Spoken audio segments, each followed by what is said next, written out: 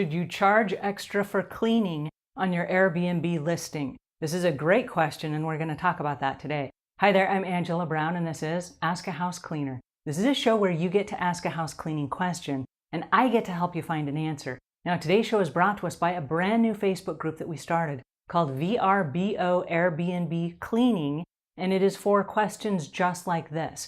We have a whole bunch of questions that are coming in from Airbnb owners that want to know about the cleaning process and how they can work with professional house cleaners. So we have our professional house cleaners group on Facebook. Now we have a separate group that is for Airbnb owners, and then also the house cleaners that service that industry. So come on over and join us. I'm going to leave links in the show notes.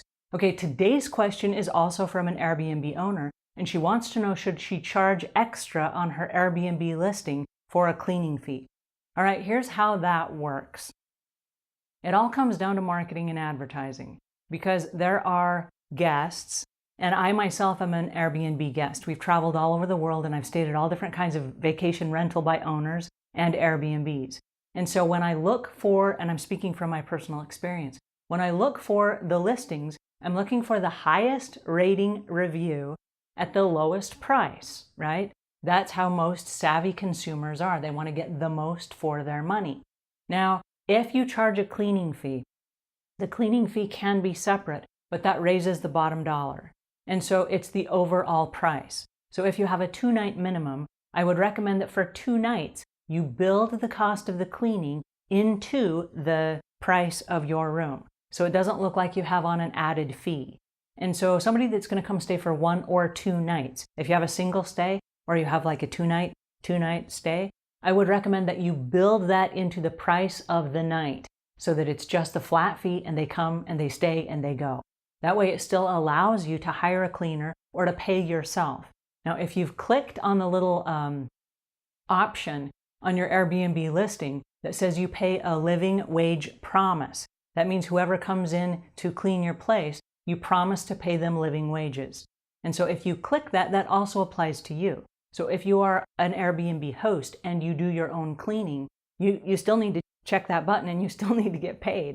It's your time and your energy resetting the place and cleaning up and getting ready for the next guest. So you have to pay somebody or you have to do it yourself. And if you do it yourself, you should still get paid. So there needs to be a cleaning fee. But now when you go to a hotel, which is the competition for an Airbnb, you just go to the hotel and you don't pay a separate cleaning fee for the staff that works at the hotel, right? They come in and they clean the rooms and they put new linens and stuff in the showers, and they come in every day.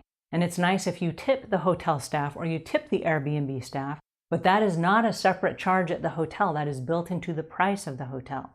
So if you are having a 2-night minimum, you may want to take the price of the cleaning and split it in half and add that onto the each night price so that you are able to pay yourself and pay your cleaning person.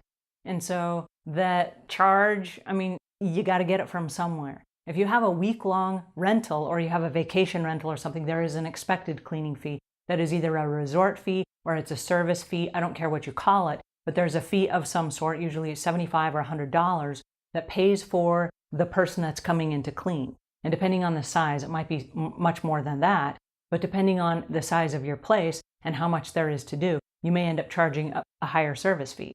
Now, there's also a damage fee that you're going to charge the customer as well, which is just a damage deposit. And so there are added fees that add up the price. And of course, we're in a competitive market, so you want to keep your prices low.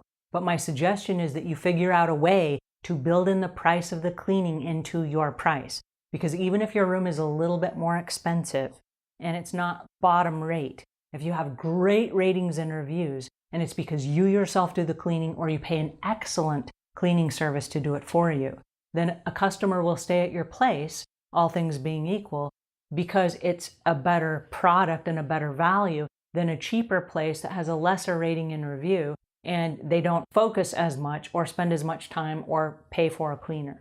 So I'm not saying that you have the cheapest place in town and that you don't do a great job. What I'm saying is that it's okay if you charge a little bit more, but you are able to provide the amenities and the cleanliness that people are expecting when they come to your place.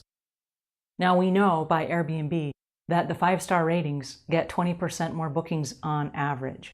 And one of the things, probably the biggest thing that drives those ratings and reviews is amazing cleaning. So when somebody comes to your house, if they have just this outstanding experience, they're going to be so pleased and so delighted. And of course, as a host, some of that is your welcoming charisma, but the rest of it is going to be your cleaning. So it is really important that you focus on your cleaning. And as an Airbnb owner, you will burn out if you don't pay yourself in the process. Airbnb cleaning is grueling. You're resetting your place 2, 3, 4 times a week sometimes.